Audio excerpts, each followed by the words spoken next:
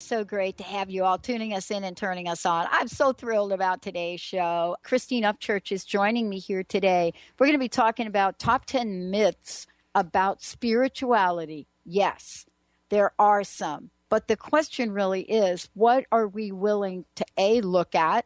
And what are we willing to explore? And then ultimately, what are we willing to change? Christine, it's great to have you here. Welcome to the show. Thanks so much, Pat. It's always a joy to join you. Okay, top 10. Top 10. Where do we start? What's number one? Number one is we should seek spirituality. Now, for the longest time, I bought into this. I think a lot of people bought into this. I think a lot of people are still buying into this, that it's something we should seek. And there are a couple of reasons I think that it's actually not a good thing to do. First and foremost, this concept of seeking spirituality for many means looking outside of themselves for something spiritual, looking outside of themselves for a leader, looking outside of themselves for wisdom, when in fact, the divine resides within us. And even those things that are spiritual that occur and are reflected back to us from the outside of us, our experience of it is a very personal thing. So truly, the spiritual experience is within. The second part, where I think that seeking spirituality is not a good concept, is by seeking spirituality, it means that there's some sort of pursuit or striving. And that is actually the last way you should find your spirituality. Because in fact, what happens is if you are striving, if you are pursuing, if you are chasing it in one way or another, you're not going to find it because it arises within that place of just allowing and being. So it's kind of like, it's our natural birthright. We are spiritual beings, right? It's our natural birthright. And it's kind of like saying, okay, I'm going to take a bite out of a piece of chocolate cake, a really yummy piece of chocolate cake, right? Instead of just like being present with it and enjoying it and having the experience, because it's just, the experience of taste, you think, oh, am I tasting this correctly? And do I have taste buds? And how many taste buds do I have? I've never counted my taste buds. And how do I go about tasting this properly? Instead of doing that, what do? We just sort of enjoy it. We're present with it.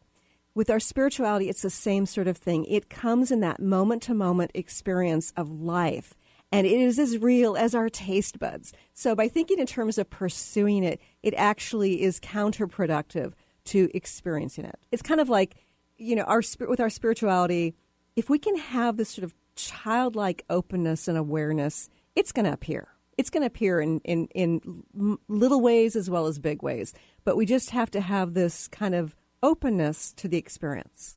The second spiritual myth is emotions aren't spiritual. There's a lot of emotion bashing out there, particularly, I think it's less within some of the religious communities, but even more so within the New Age community. There are the positive and spiritual emotions of, joy, compassion, love.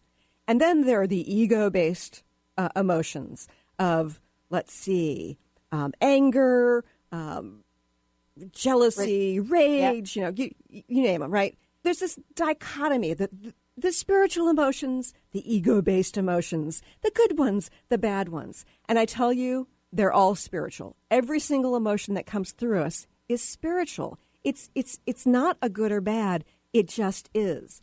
And with the emotions, if you can view it as a navigation system that's leading you to a more soul-led life, if you can view it as spiritual guidance, then it's a game changer. For instance, let's say you're experiencing a positive emotion, what some would consider to be a spiritual emotion.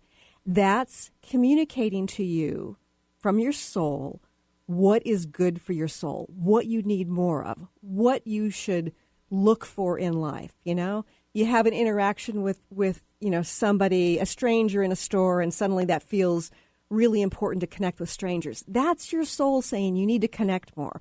Or, you're having an experience where, suddenly you are thinking in terms of shifting your career, and all of a sudden you start to feel energized, that the joy within, the possibility, the hope, that's telling you from your soul directly to your ego and personality self, that's a path you should go down. Okay, so let's take a look at the negative emotions, right? The ego-based emotions, as some would say. They're actually navigation. If you have one of these negative emotions, and I don't like calling them good, bad, right. but that's the way people think of them. The anger, the resentment, the jealousy, whatever. It's giving you important guidance, and it's telling you one of two things. It's telling you, A, what's happening now is discordant to your soul. Yeah. This is something you should stay away from. Or B, you've got some pain and some woundedness that needs to be explored and released. So the key here with the emotions is to think in terms of them being a navigational system. But instead of just experiencing the emotions, if you can actually take a step back and say, particularly when you're experiencing one of these, more negative emotions, if you can say, what is my soul telling me right now? And actually, instead of staying just totally immersed in the emotion, honor what that emotion is telling you and start to navigate your life in that direction so that you can actually live your life more fully and experience more joy and love. Number 3, this is a good one that a lot of people buy into. On our spiritual path, the goal is to transcend the physical body. So first of all, the underlying assumption here is the body's not spiritual, which, we've actually chosen, we've come from this place of spiritual bliss, and we've chosen to come into the limitation of the physical, to experience the limitations, but to experience the contrast of, pain and pleasure, joy and sadness, and the body actually is another navigation system for us because it tells us on one level or another. It's kind of like you put your hand on a stove as a little kid and I shouldn't do that, right?